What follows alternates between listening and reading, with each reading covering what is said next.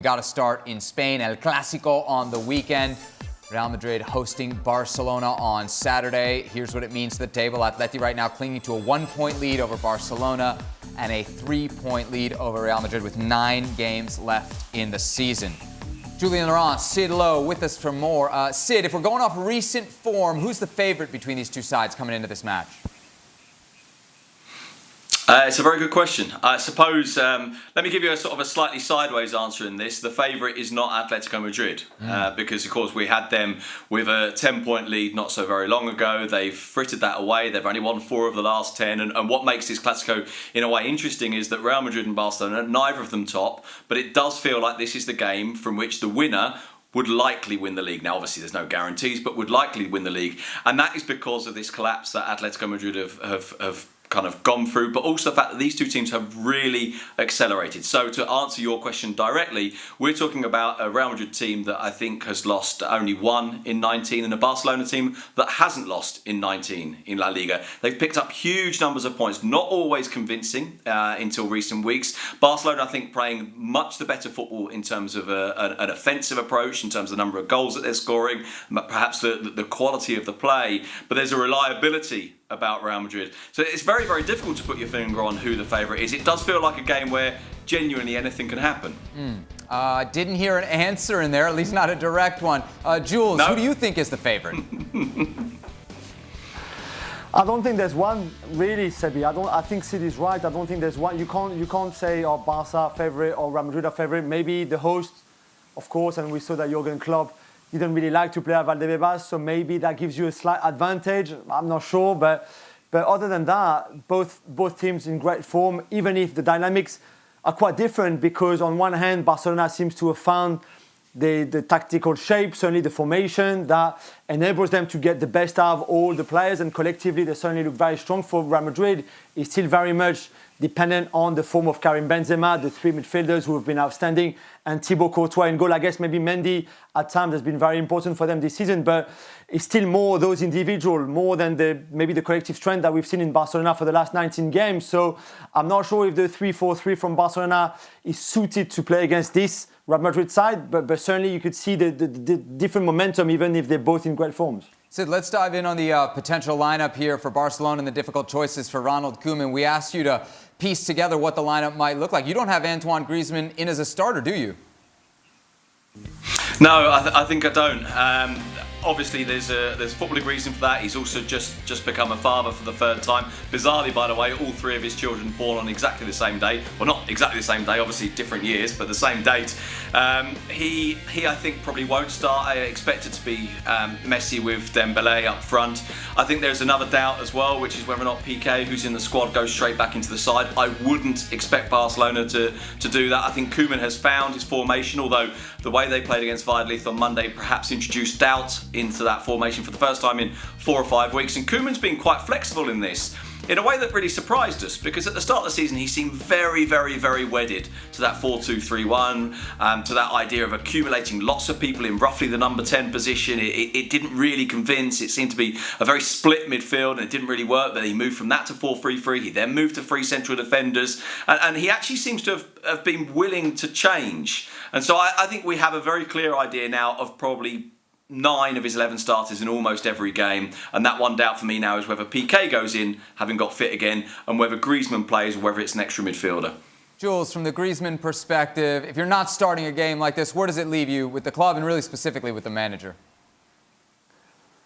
I think, not that he's been in great form, but I think it would be a tactical decision, because, and I agree with Sid on that point, because you can't, if you play Messi, Dembélé and Griezmann, that leaves you only with Pedri and Busquets against the 3 Real Madrid midfielders, Casemiro, Modric and Kroos, and I don't think you can afford to be 2v3 in that area of the field where the game is going to be won or lost, really. So you drop Griezmann, you bring in Frankie de Jong maybe from the back 3 into midfield, or someone else in there, but at least you 3v3, and you've got a more solid base there to actually compete with Real Madrid in midfield. If you have Griezmann up front with the other 2, I think you're unbalanced against Real Madrid team, and I don't think that would work.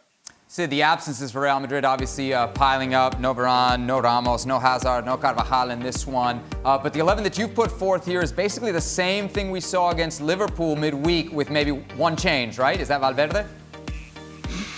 Yeah, I think Valverde, for the energy that he brings, for the ability that he has to fill in, and maybe actually in truth, we've not seen the best of him partly when he's tried to fill in for other people, tried to fit into gaps that aren't his natural role. But I think he does give them the energy that perhaps other players don't have. I think there will be a need because of playing these 3 games in 8 days to freshen it up. But I think broadly speaking, Zidane knows what he wants. Also, if you look at it from the point of view of trying to choose your team, well, the back 4 is basically the only defenders available. And bear in mind that one of them, Lucas Vazquez, isn't really a defender anyway, although he's done a brilliant job at right back. The midfield, I think it's plausible that he rests one of those 3. But those 3 together are currently, and have been for maybe 4 or 5 years, the best midfield in the world. And I think Zidane doesn't want to break that up unless he has to. So I think if we see one of them missing, then you're absolutely guaranteed that player plays against Liverpool, and that it's a decision based on a certain degree of freshness rather than necessarily on a tactical approach to this game in particular. How tough do you think it's a decision for Zidane, Stevie? I mean, these are players that you have to rely on. They're over 30, and you got 3 huge games. Is it asking a bit much? It's definitely asking too much to play those 3 straight games in the trot. And I think the fact that you're going to have to play 2 of them plays into Barcelona's hands. And it's 100%. This game, in my opinion, is about controlling the middle of the park. Because if I'm Barcelona and I'm looking at that back 4 of Real Madrid, as good as Real Madrid can be going forward, it's going to be all about the middle of the park. You dominate the middle, you're going to get chances against a back 4 that is pretty average at best. Sid, big picture, does this feel a little bit like the end of an era, perhaps the last Classico with Sergio Ramos, Messi, even Zidane? Yeah, of course it does. And you know, I think that one of the things that's changed, if you look at the last 3 months, where Messi's been absolutely brilliant since the turn of the year, where Barcelona have been picking up lots of points, is that's fueled an optimism. And of course, that optimism has then fed into the fact that Laporta is back as president. But it's in particular fueled an optimism that maybe Messi will change his mind, that maybe Messi stays this time. And I think there is a significant amount of optimism about that. But the fact remains that his contract is up. That risk is there and it's very real. And then the same situation is also true of Sergio Ramos. It's taken a bit longer for us to reach that point of realising that, wow, this really could be the end after 16 years. But Ramos' contract is up at the end of the season. There isn't an agreement yet with Real Madrid. The relationship between him and the president is a little bit tense. There's very much a stalemate and a standoff in terms of where they're at. And so these could be the 2 captains. And let's not forget this, the 2 captains of these 2 teams could be not there next year. And then you get Zidane, who, if you listen to Zidane, and I wonder what Jules thinks about this, listening to him and seeing it from a French perspective as well, every time he talks at the moment about his position at Real Madrid, he talks very much in the present tense. There's no sense of looking forward. There's no sense of anything other than seeing the season out in the best possible way. And I think this is a man who's very clear that he knows that his time will come, and I think he feels that it's sooner rather than later. Now, it's not to say it's any guarantee, but we could be looking at a manager and 2 captains gone by next season. It's inevitable that we start to feel that this could be the end of an era. Jules? I think this is a fair question on Zidane's future.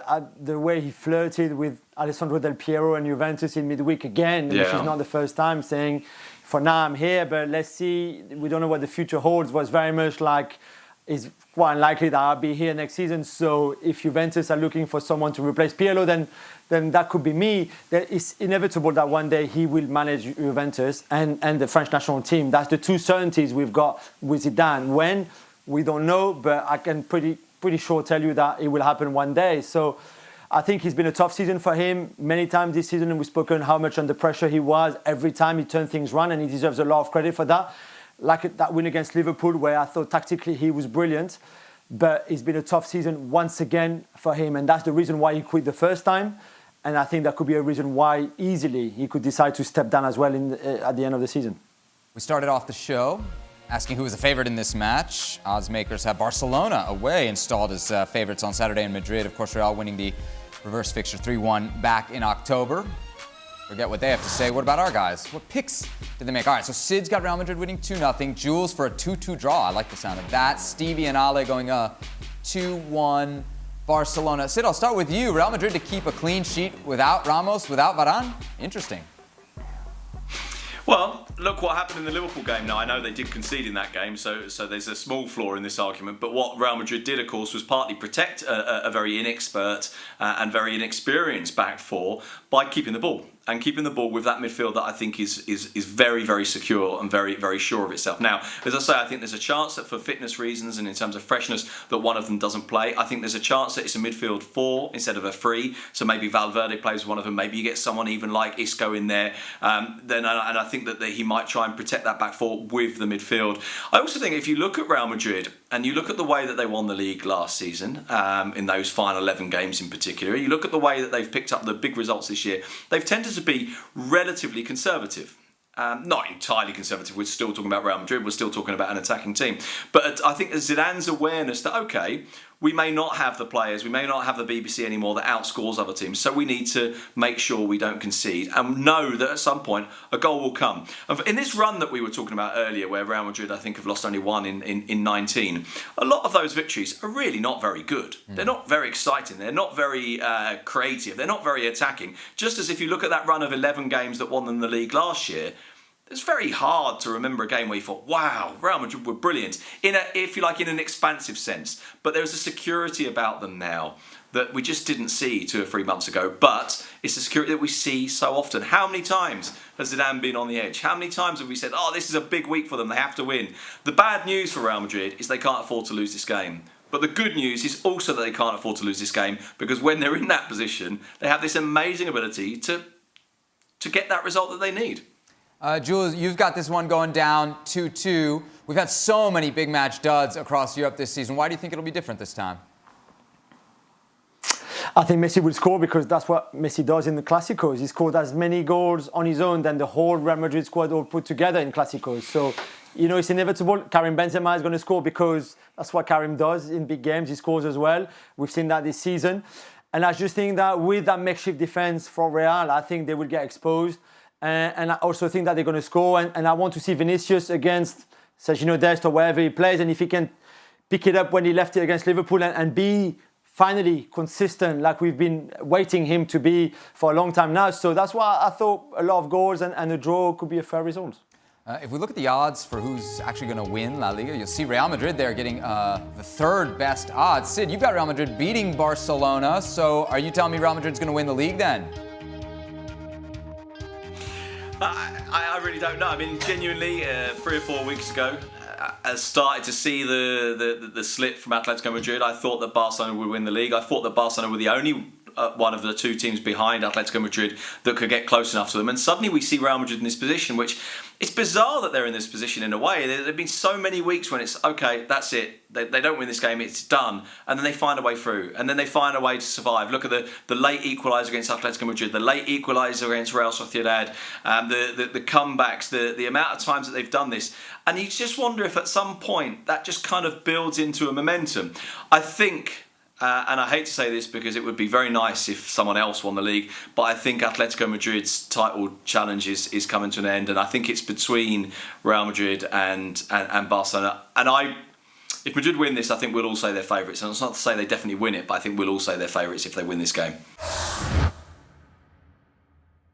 Well, thank you very much for watching ESPN on YouTube. For more sports highlights and analysis, be sure to download the ESPN app. And for live streaming, premium content, and let's not forget as well, ESPN FC 7 days a week. Subscribe to ESPN Plus.